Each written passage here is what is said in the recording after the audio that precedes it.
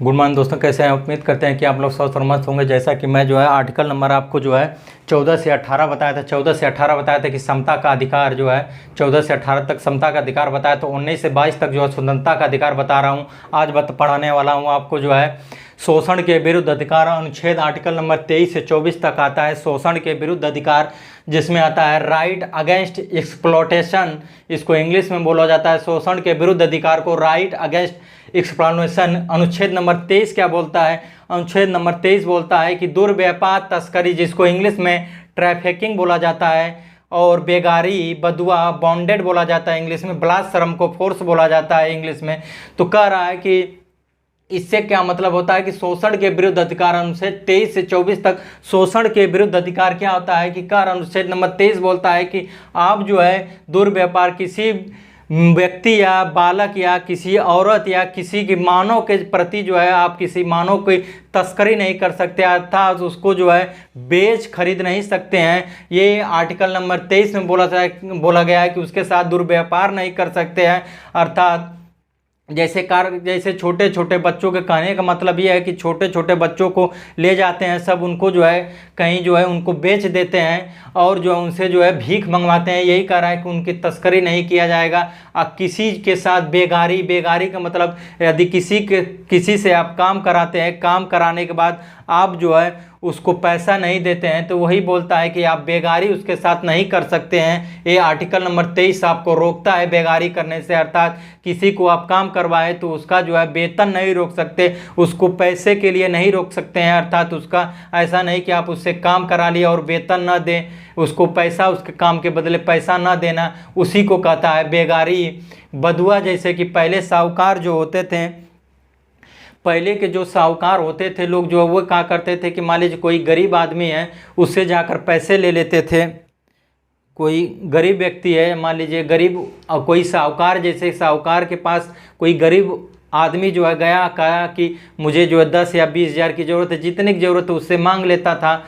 और पहले बता रहे हैं तो वो उसको दे देता था, और उस यदि वो समय पर जो है व्यक्ति जो है पैसे को नहीं चुका पाता था तो वो साहूकार जो है उसको अपने पास रख लेता था। जब तक उसका पैसा नहीं चुकता था तब तक जो है उसको जो है अपने पास, अपने घर पर रखकर उससे जो है बिना पैसे के काम करवाता था। उसी को कहा जाता है कि बदुआ। अर्थात जो है अब जो है ये सब जो है चीज़ें नहीं होगी। बदुआ जो है, इसी को बदुआ बोला। बलात्कार, श्रम, किसी के साथ जो है अब ज़बरदस्ती किसी से काम नहीं करा सकते हैं। आर्टिकल नंबर 23 इतने चीज़ों को करता है कि किसी के साथ आप दुर्व्यवहार नहीं कर सकते हैं, किसी मानव की जो है तस्करी नहीं कर सकते। तस्करी का मतलब किसी जो है मानव जाति को, किसी स्त्री पुरुष बच्चे को खरीद जो है आदान, मतलब कि उसके साथ उसका व्यापार नहीं कर सकते, उससे जो है खरीद और बेच नहीं सकते हैं, उससे जो है ये कहता है तस्करी। बेगारी, किसी के साथ बेगारी नहीं, अनुच्छेद नंबर 23 कहता है बेगारी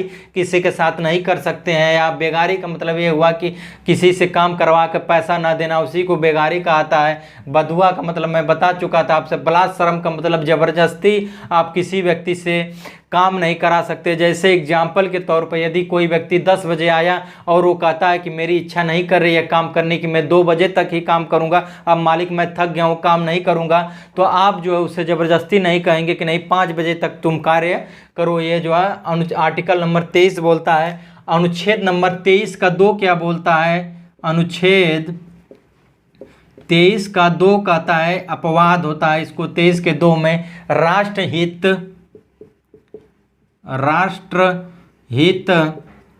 या आपातकाल में यदि राष्ट्रहित की बात आ जाती है हमारे देश में आपातकाल लागू हो जाता है या राष्ट्रहित की बात आती है, तहाँ पर वो आपका जो है ये जो है काम आर्टिकल जो है 23 जो है प्रभावित हो जाएगा। कहने का मतलब ये हुआ कि आपसे जो है ज़बरदस्ती जो है मान राष्ट्रहित की बात आ जाएगी जिस दिन, उस दिन आपको जो है रात भर रुकने की ज़रूरत पड़ेगी, तो आपको जो है रात भर रुका जा सकता है, रात भर रोकर काम कराया जा सकता है। ये कह रहा है यदि जैसे कि अभी कोरोना हुआ था हमारे देश में, कोरोना की जो लहर थी बहुत तेज़ चली थी, तो उसमें राष्ट्रहित की बात थी, तो हमारे जो डॉक्टर लोग हैं, जो कर्मचारी लोग हैं, उन्होंने रात रात भर जो है जग कर अपने काम को किया, वही बात कर रहे हैं। उस समय वो नहीं कर सकते कि नहीं जो है हमसे जो है ज़बरदस्ती काम नहीं करा सकते आप जो है, तो वो आर्टिकल नंबर 23 उस समय प्रभावित हो जाएगा जब राष्ट्रहित की बात आ जाएगी, जब राष्ट्र में आपातकाल लग जाएगा, तो उस समय जो है ना, उस समय जो है ये आर्टिकल नंबर 23 प्रभावित हो जाएगा। वही कह रहा है कि एब्सेशन अपवाद होता है भाई, जब राष्ट्रहित या देश में आपातकाल लागू हो जाएगा तो आपको जो है ये जो है ये जो अधिकार है वो अधिकार आपसे अधिकार वो छीन लिया जाएगा। ये आर्टिकल नंबर 23 बोलता है। आर्टिकल नंबर 24 बोलता है बाल नियोजन पर प्रतिबंध। कपड़ा कहाँ गया? बाल नियोजन पर आर्टिकल नंबर 24 क्या बोलता है? बाल नियोजन पर प्रतिबंध। आर्टिकल 24 अनुच्छेद नंबर 24 क्या बोलता है? अनुच्छेद 24 क्या बोलता है? बाल नियोजन पर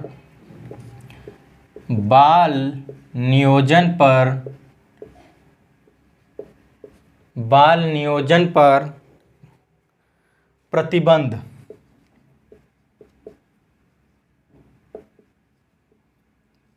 बाल नियोजन पर प्रतिबंध। नियोजन का मतलब होता है नौकरी, बाल का मतलब 14 वर्ष से कम आयु के बालक। यदि 14 वर्ष से कम आयु के बालक है तो उसको नंबर 1 आता है कारखाना,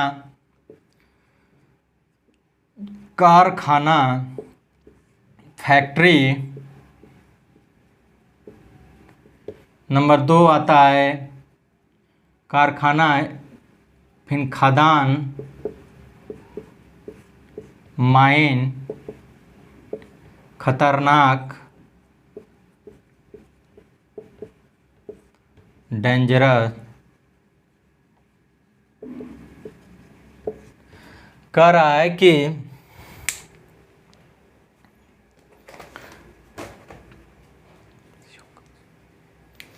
नीचे आ रहा है ना, देख लो, ठीक है। कह रहा है कि आर्टिकल नंबर 24 बोल रहा है बाल नियोजन पर प्रतिबंध।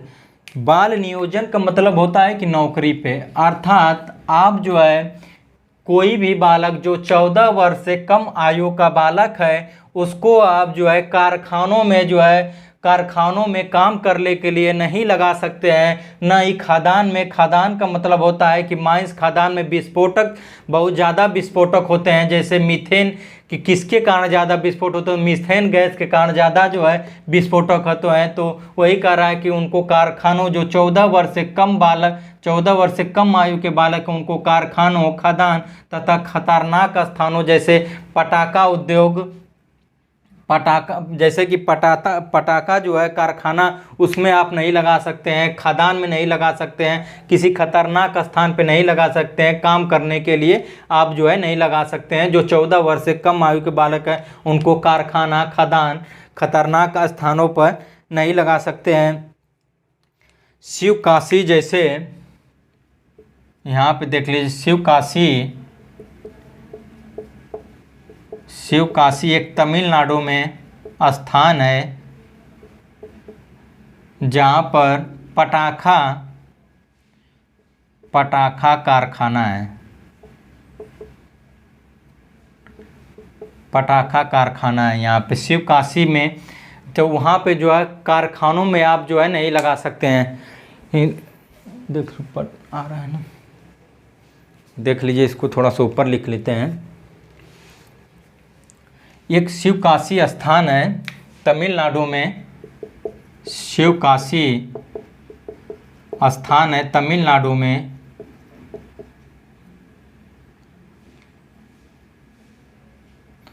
तमिलनाडु में स्थान है शिवकाशी, यहाँ पटाखा कारखाना है। तो वही कह रहा है कि आप उसको पटाखे कारखाने में जो है नहीं लगा सकते हैं, खतरनाक स्थानों पर नहीं लगा सकते हैं, यही जो है डेंजरस स्थानों पर नहीं लगा सकते। ये आर्टिकल नंबर 24 बोलता है।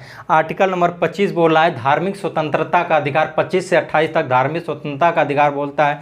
तो आइए जो है देखते हैं क्या होता है।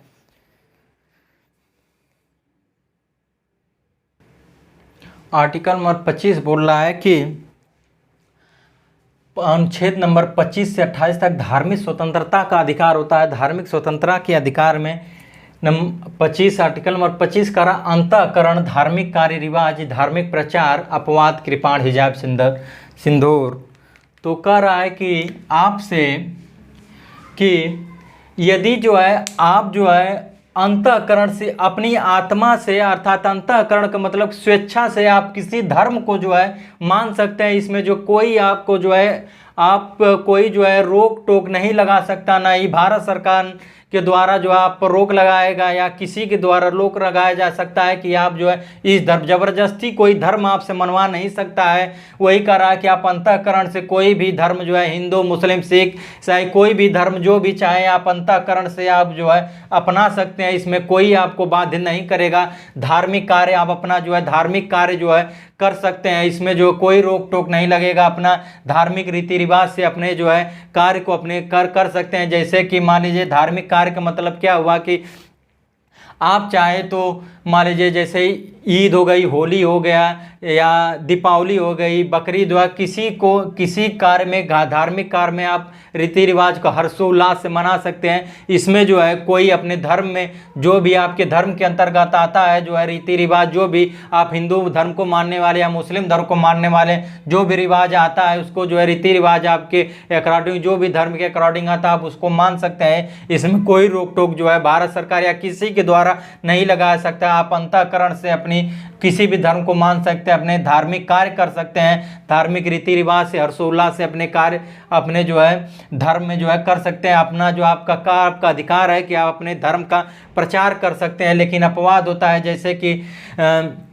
पंजाबी जो लोग होते हैं वो जो है हमेशा 5 चीज़ उनका जरूरी होता है। जो है एक होता है कि कृपाण होता है, और एक सिर पर जो पगड़ी बांधते हैं और कड़ा पहनते हैं, ये सब जो है 5 उनका होता है। तो भाई कृपाण का मतलब वो अपवाद होता है कि वो तलवार जो है मतलब लेकर कहीं भी विदेश या कहीं भी जो है अपने लेकर जा सकते हैं, उनको जो है कोई मनाही नहीं हो सकती है, अर्थात कोई इस पर रोक नहीं लगा सकता है। ये होता है हिजाब जो है, जैसे मुस्लिम महिलाएं जो बुर्का पहनती हैं सब जो है वो हिजाब, उसको जो है भाई वो इनके धर्म में है तो इसलिए जो उस पर आप जो है रोक नहीं लगा सकते। कृपाण जो है रखना एक जो है पंजाबियों के धर्म में है, कृपाण का मतलब तलवार रखना, तो उस पर आप जो कोई भी रोक नहीं लगा सकते हैं, उनकी स्वतंत्रता को बाधित नहीं कर सकता। तो वो स्वतंत्र अपने धर्म के प्रति। कृपाण उनके धर्म में जो है भाई लिखा गया है कृपाण जो है धारण करना, तलवार धारण करना, इसलिए आप उसको मना नहीं कर सकते हैं। मुस्लिमों में होता है, महिलाओं में जो है हिजाब पहनना जो है उनके धर्म में है, तो उसको आप जो है ज़बरदस्ती हटा नहीं सकते हैं। जैसे कि हिंदुओं में होता है महिलाएं जो है सिंदूर पहनती हैं, तो इसको जो भी आप जो है हटा नहीं सकते हैं, अर्थात ये इनका जो है अधिकार है, इसको कर सकते हैं। इसमें जो आप रोक टोक नहीं लगा सकते। वही चीज़ कह रहा है कि अंतःकरण से आप किसी धर्म को मान सकते हैं, अपने धर्म का प्रचार कर सकते हैं। ये होता है 25 में। कपड़ा कहाँ गया? 26 में कह रहा है धार्मिक कार्यों का प्रबंध। आर्टिकल नंबर 26 बोलता है धार्मिक कार्यों का प्रबंध। आर्टिकल नंबर 26 बोलता है, अनुच्छेद 26 क्या बोलता है? 26 धार्मिक कार्यों का प्रबंध।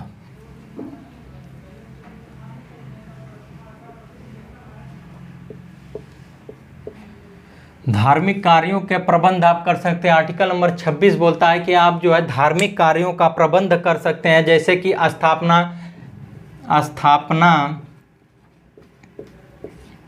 संपत्ति,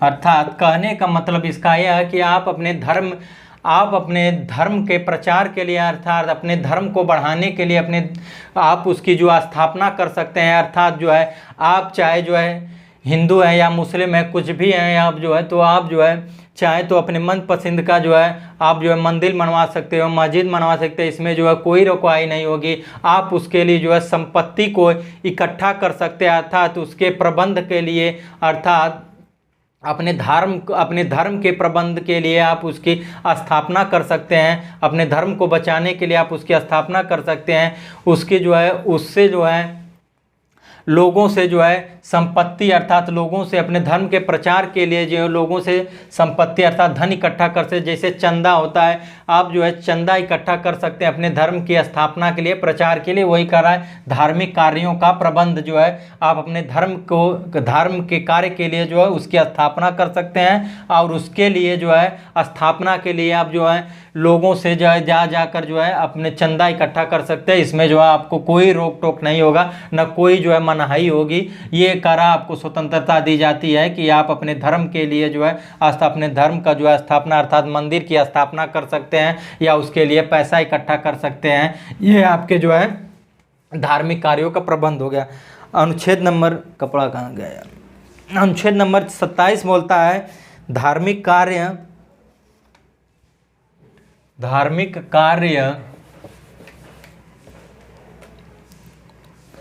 अनुच्छेद नंबर 27 क्या बोलता है, अनुच्छेद नंबर 27 बोलता है कि धार्मिक कार्य का धन धार्मिक कार्य का धन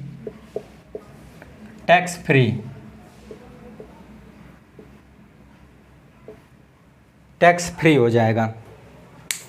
कपड़ा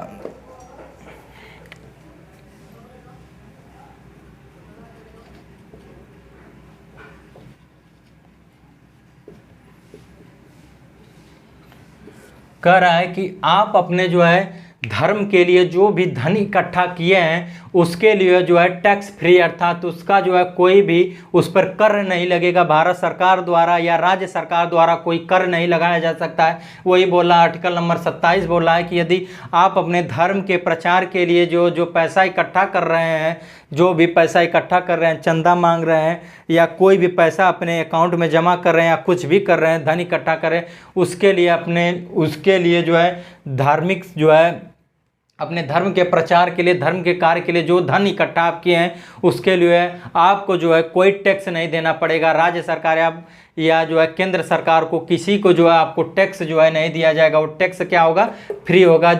बट जो है एंट्री फीस जो होगी, एंट्री फीस का मतलब जैसे कि वो होता है कि वो लगेगा, जैसे कि आप जाते हैं कहीं जो है तो आपको जो है मतलब कि 50 रुपया 20 रुपया 100 रुपया का जो टिकट लगता है वो आपको दिया जाता है। इसलिए लगाया जाता है ताकि जो है आपको अच्छी सुविधा मुहैया किया जा सकते, इसलिए जो आपको जो है एंट्री फीस लगता है। तो वही कह रहा है धार्मिक कार्य के लिए जो धन इकट्ठा किए गए हैं उसके लिए जो आपको जो कोई टैक्स देने की जरूरत नहीं है। ये आर्टिकल नंबर 27 बोला है।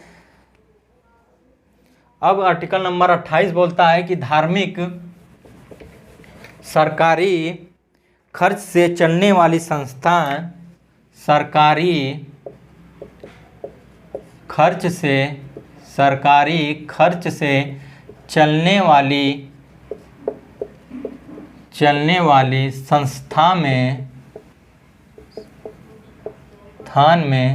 धार्मिक शिक्षा नहीं। अनुच्छेद 28 अनुच्छेद नंबर 28 बोलता है, आर्टिकल नंबर 28 बोलता है कि जो सरकारी खर्च से चलने वाली संस्था हैं उसमें जो है आप जो है पर्टिकुलर किसी एक धर्म के जो है शिक्षा नहीं दे सकते हैं। वही आर्टिकल नंबर 28 बोलता है कि सरकारी खर्च से जो चलने वाली जितनी भी संस्थाएं हैं उसमें जो है किसी प्रकार के धार्मिक शिक्षा नहीं दिया जाएगा। ये आर्टिकल नंबर 28 बोलता है। तो फटाफट आप रिवीजन कर लीजिए।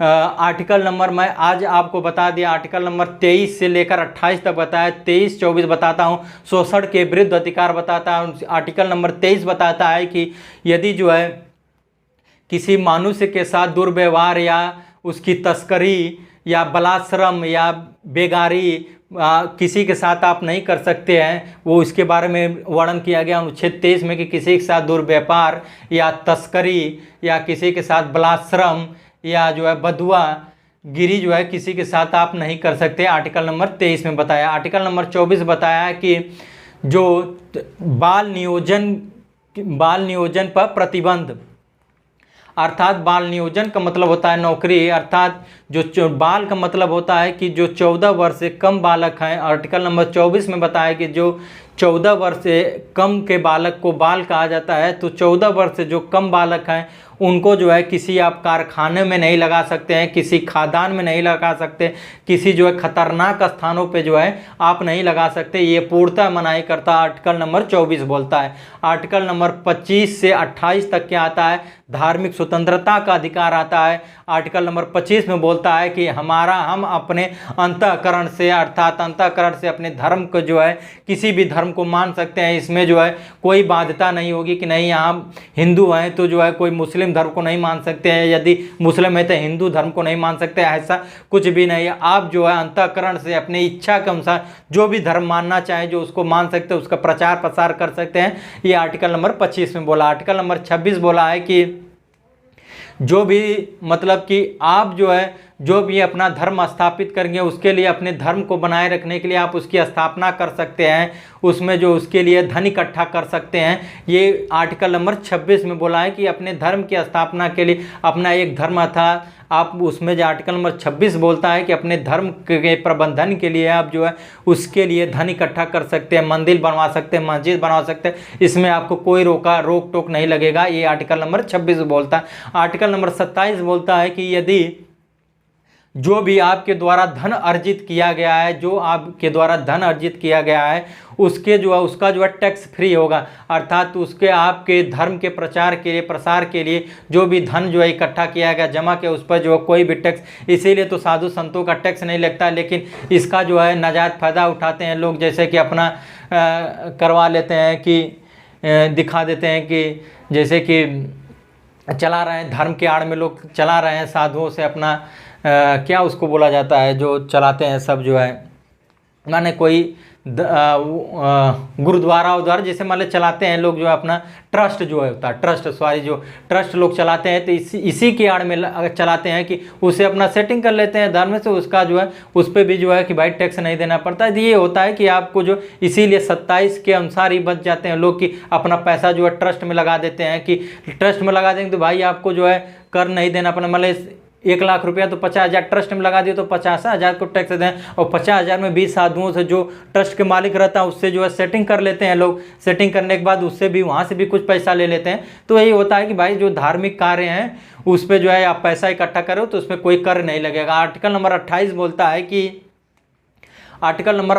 बोलता है कि यदि जो है जो सरकारी संस्थान से जो चल रही हैं, जो सरकार के खर्चे से जो संस्थाएं चल रही हैं उसमें जो है कोई भी धार्मिक शिक्षा जो है नहीं दिया जाएगा, अर्थात किसी एक धर्म की शिक्षा जो है नहीं दिया जाएगा, उसकी पूर्णतः मनाही करता है आर्टिकल नंबर 28। अब कल आपको जो है नेक्स्ट वीडियो में पढ़ाऊंगा आर्टिकल नंबर 29, 30 माने 35 तक जो है 12 से 35 तक मूल अधिकार होता है। आज मैं जो है आपको आर्टिकल नंबर 28 बता दिया, कल जो है 29, 30, 31, 32 मतलब 35 तक जो है कल बताऊंगा। यदि वीडियो अच्छी लगी हो तो भाई लोग इसको लाइक शेयर सब्सक्राइब जरूर कर दिया करिएगा। मिलते हैं नेक्स्ट वीडियो में। जय हिंद।